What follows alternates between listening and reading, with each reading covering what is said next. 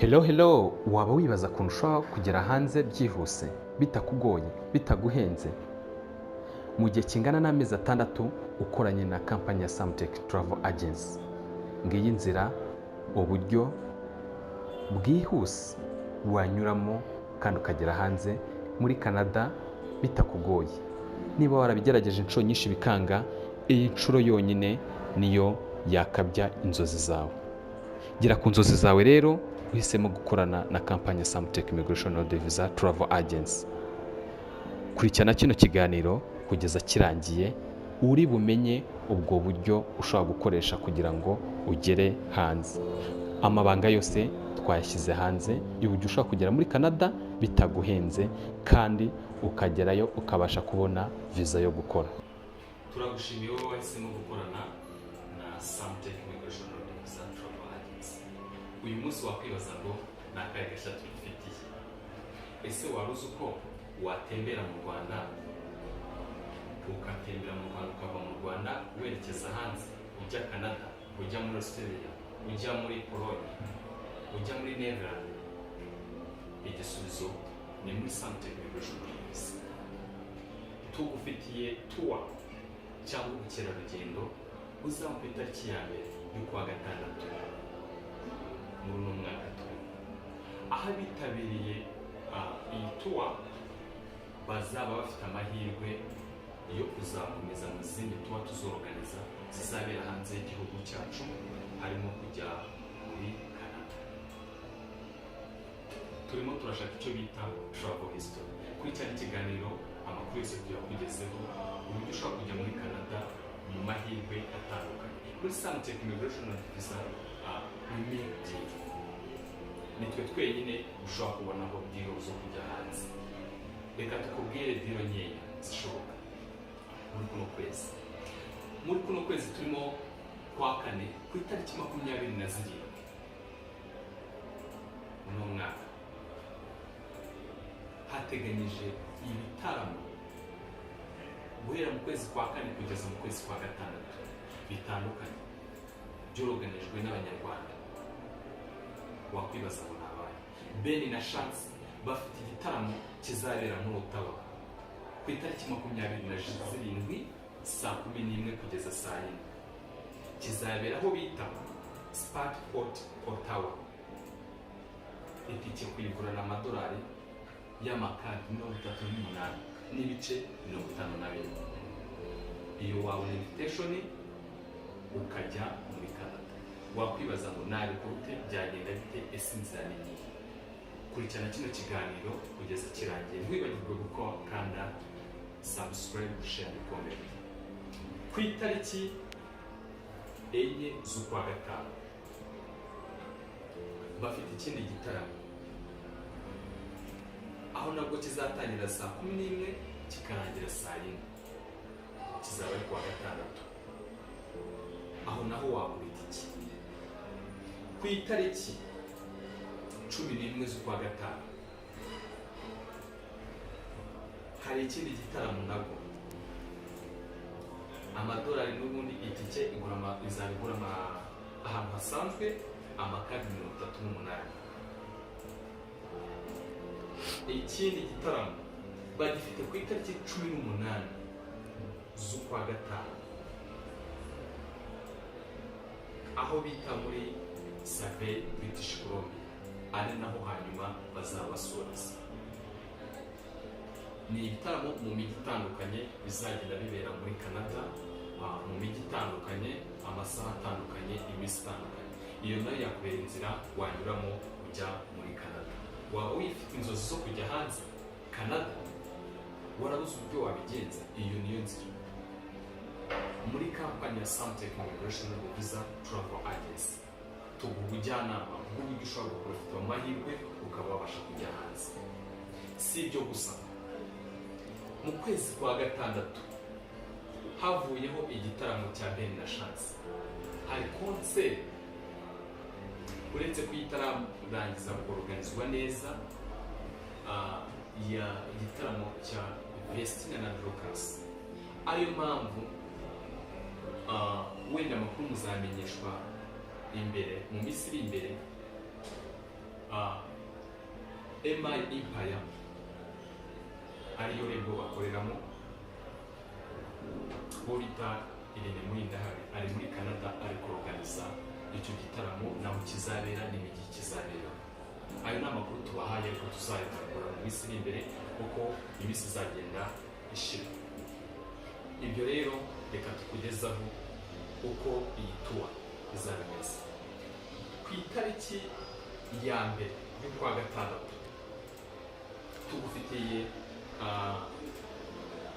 visite gusura Akagera muri National Park Akagera,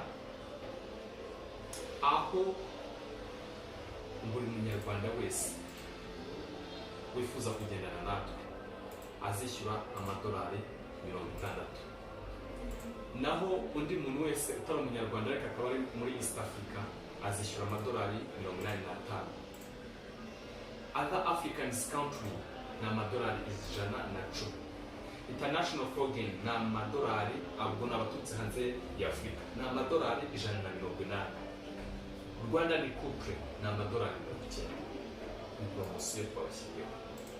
Wakwibaza ngo ibiki bizaba bikubiyemo. Benefits z'ituwa ni izihe?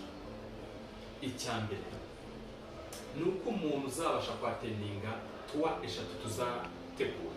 Iya mbere niyo mu Kagera, iyindi niyo tuzategura yo muri Australia, indi niyo muri Netherlands.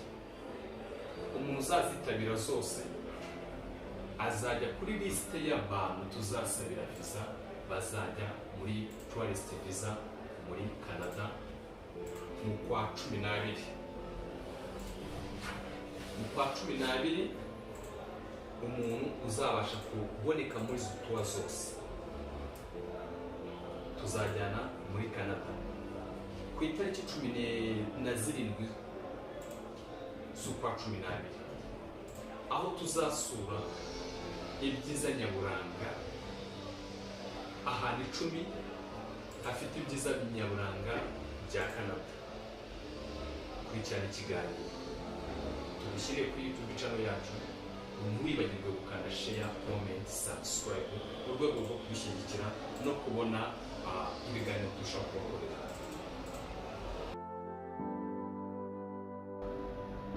Ngaha ahantu 10 honyine ushaka gusura hafite ubwiza nyaburanga muri Canada. Dore icyo usabwa rero, urasabwa kwitabira ingendo cyangwa ubukerarugendo kampani ya Samtech Travel Agency yaguteguriye. Nk'uko twabibabwiye tugitangira ku itariki ya mbere kwa gatandatu, aho turi kuorganiza ubukerarugendo buzabera mu Kagera muri National Park Akagera. Abazabasha kwitabira urwo rugendo, nyuma yaho tuzakora izindi ngendo ebyiri hanze y'igihugu. Urugendo rumwe ni ingendo 3 tuza ku rugendo rumwe muri East Africa, twongere dukore izindi ngendo ebyiri hanze ya Afurika ziyongera ku ngendo tuzaba twakoze mbere mu Kagera, then tube tumaze kubona icyo twise travel history. Nuko nyuma yaho rero umuntu uzaba wagerageje kwatendinga cyangwa kuboneka muri izo tuwa zose twateguye azaba afite amahirwe 90% yo guhabwa visa yo kujya mu bukerarugendo muri Canada. Wakwibaza se ngo ubukerarugendo muri Canada buzamarira iki? Icyambere si amakuru muri Samtech Immigration and Visa, ahubwo icyambere nicyo ayo makuru uyamajije.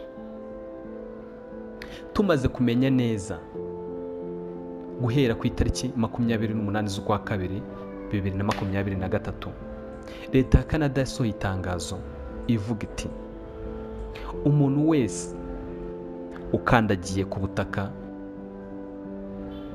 bwa Canada akabona icyo twise occupation cyangwa akazi,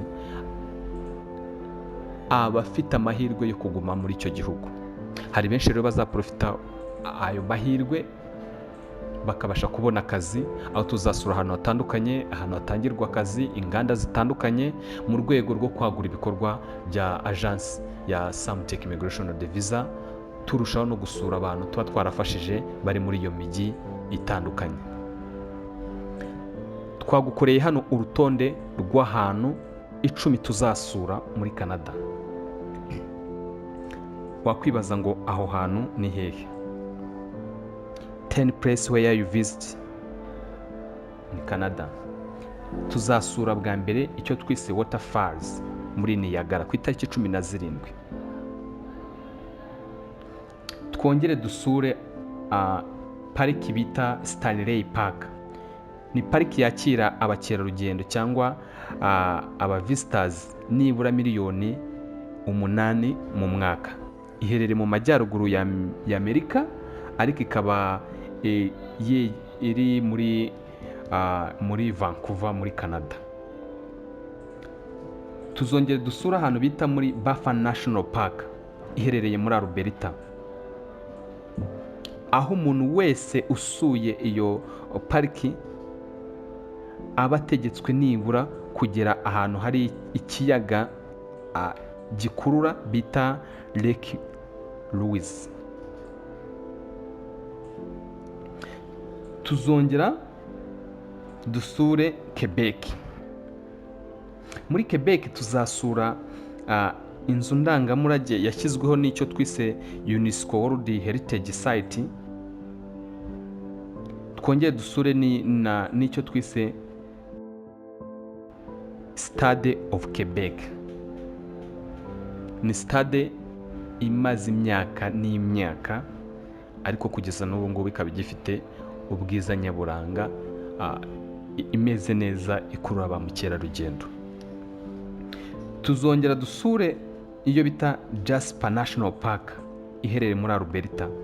Dusure ahantu bita Icefield Parkway. Ni pariki y'urubura muri neige. Twongere dusura aho bita Athabasca Glacier.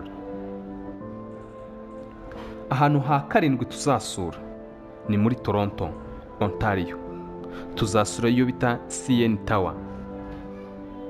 Ni umunara munini uherereye muri Toronto, aho ufite ubutumburuke bugiye hejuru cyane, ariko ukaba ukomeye, umeze neza. Aho uhagaze hose muri Toronto cyangwa muri Ontario uba ufite ubushoboye kureba aho hantu hose ubwiza bw'uwo munara nyaburanga. Aho naho ntabwo waba uri umukerarugendo rwa ahantu hasige.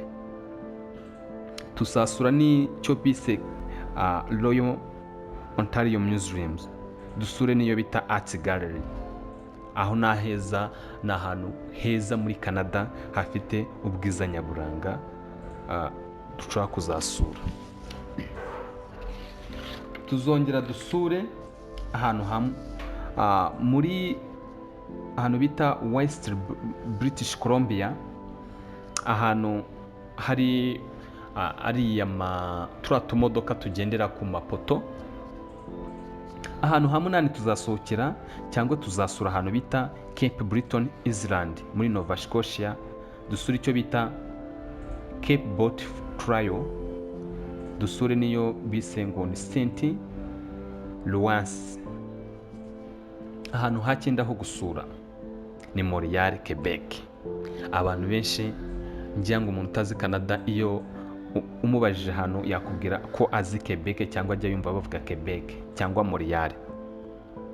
Tuzasura iyo bita Old Museums Montreal, ifite icyo twise Historical Architecture cyangwa Art Gallery. Tuzasura Montreal cyangwa Montreal Science Center. Tuzongera dusura ahantu twise Montreal cyangwa Montreal of Fine Arts. Dusure Montreal Jazz Festival. Ahantu ha 10 tuzasura, ari naho hantu tuzasoreza, ni Victoria, British Columbia, aho tuzasura iyo bita Busch Garden, Flora Paradise. Dusure niyo bise Royal British Columbia Museums, aho iyo dusure na hoteli ifite hoteli bita Fair Mountain Emprise Hotel, ifite ibyiza nyaburanga, aho iyo wicaye muri iyo hoteli cyangwa uri mu busitani bw'iyo hoteli, jaride yayo ibihindura amabara, bayise ngo ni Changing Color Garden Paradise, muri Florida Paradise. Rero aya niyo mahirwe yawe wowe muntu wifuza kujya muri Canada, wabuze umuntu ushaka kuguha invitation, abantu ufite b'abafamiliye waka invitation ntayiguhe, njya ngo twabasobanura impamvu abantu benshi badatanga invitation muri Canada. Ikindi ku bantu badafite ubushobozi bwo kuba wenda wakwisohokana uri umwe cyangwa wagenda uri umwe kuko birahenze. Iyo ushatse gukora ubukerarugendo uri umuntu umwe biba bihenze, ariko nk'uko tuzaba twarabyoroganije ari tour ya groupe runaka cyangwa organization runaka, bizagabanya cost ya buri muntu, ahubwo byongera amahirwe yo kuba wabasha kujya muri Canada mugiye nk'itsinda rigari ry'ubukerarugendo. Muri Samtech Immigration and Visa Travel Agency, intego yacu ni ukubageza kure hashoboka. Gendana natwe, ukorane natwe, ugere kure hashoboka, tukugeze ku gasongero k'inzozi zawe. We empowering dreams, connecting nation, your journey, our commitment. Thank you for joining us, Samtech Immigration and Visa Travel Agency. You can't do it alone, just do it together.